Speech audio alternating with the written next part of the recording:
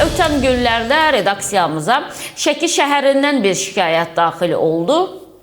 Qurban Bayramı ilə bağlı olaraq mən də bir qərb bölgəsinə səfər etmişdim. Elə necə deyərlər, Şəki cəmaatı məni elə oradaca yaxaladı. Problemimizi bütün instansiyalara demişik, söylədilər. Amma ki, heç bir əlac qılınmır. Yalandan fotolarını istədilər, videolarını istədilər, binanın çəkdi yatdı.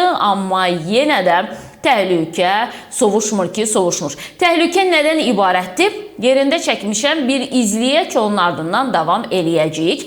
Burada mənim özümün də danışığım var və orada insanların da danışığı var. Əvvəlcə bir onu eşidək mümkünsə.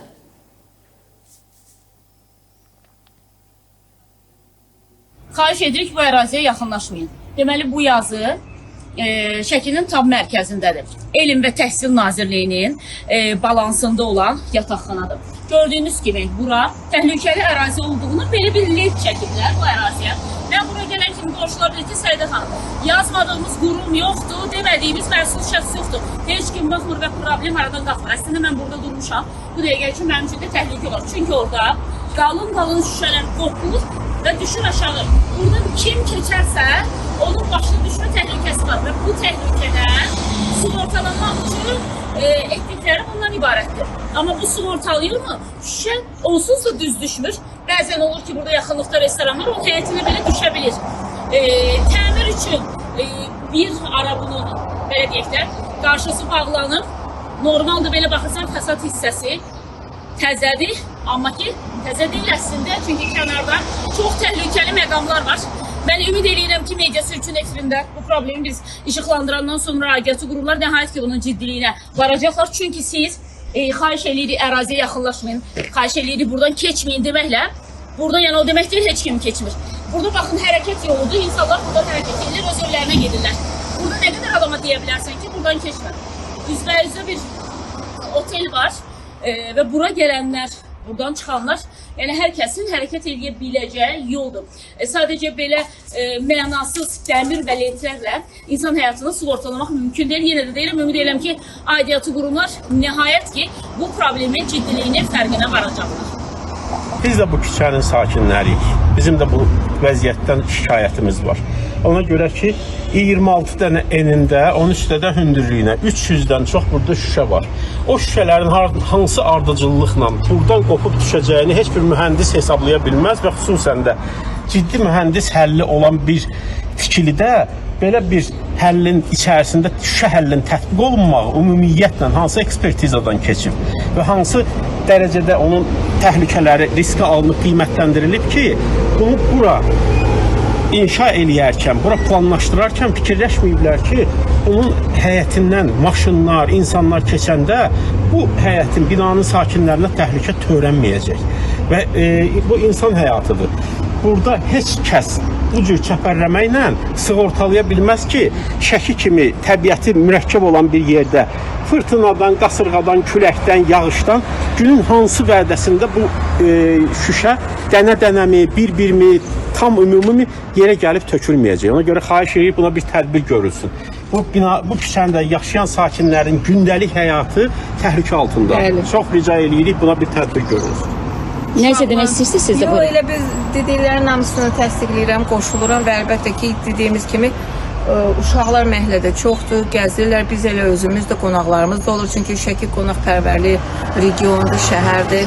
Ona görə biz əlbəttə ki, biz istəyərik ki, bizdən kimsə gələndə, buradan gedəndə heç bir lazımsız bir hadisə ilə burada qarşılaşıb getməsin. Məsələn, dediklərimiz budur. Bəli, dəyərli izləyicilərimiz, gördüyünüz kimi, yəni mənzərə bundan ibarət. İndi restorandan xahiş edirəm, bəli, o görüntüləri də versin. Orada çox enli və çox ağır şüşələrdir. Və baxın, artıq elə bu fasadın üzündə 4 yerdən şüşə qırılıb, artıq düşüb. Xoşbəxtlikdən kiminsə başına düşməyib, amma ki, hər an ehtimal var. Sonra qarşı tərəfdə isə şüşələr sürüşüb, düşüblər. Baxın, burada onu görmək mümkündür. Yəni, o da ki, bir gün oradan gələcək üz aşağı, yenə də deyirəm, amma kimisə başına düşəcək və yaxud da ki, kim olacaq o şəxs, bunu indi biz təbii ki, bilməyəcəyik. Amma hər an insan həyatı üçün təhlükə var.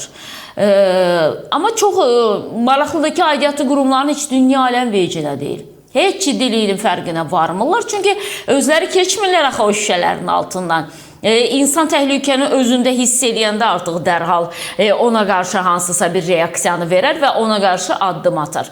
Ən yüksək instansiyalara yazmadığımız, müraciət etmədiyimiz yer qalmayıb deyirlərsə, demək ki, Şəkidə yaşayan insanların həyatı bizim aidiyyatı üzrə rəhbərliklərin heç birinin umurunda belə deyil. Heç vecilərlə deyil ki, orada axı insanlar hərəkət eləyir və onlar yavaş-yavaş qopub düşürlər aşağı.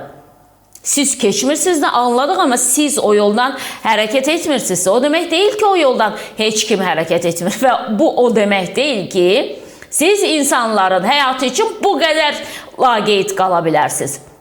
Birinci məntiqlə danışan bəy çox düzgün dedi. Hansı hesablamayla şüşə düzürsünüz ki, ora? Nə üçün düzürsünüz ki, ümumiyyətlə şüşəni bir yataqxanaya və onun da sığortasını vermirsiniz.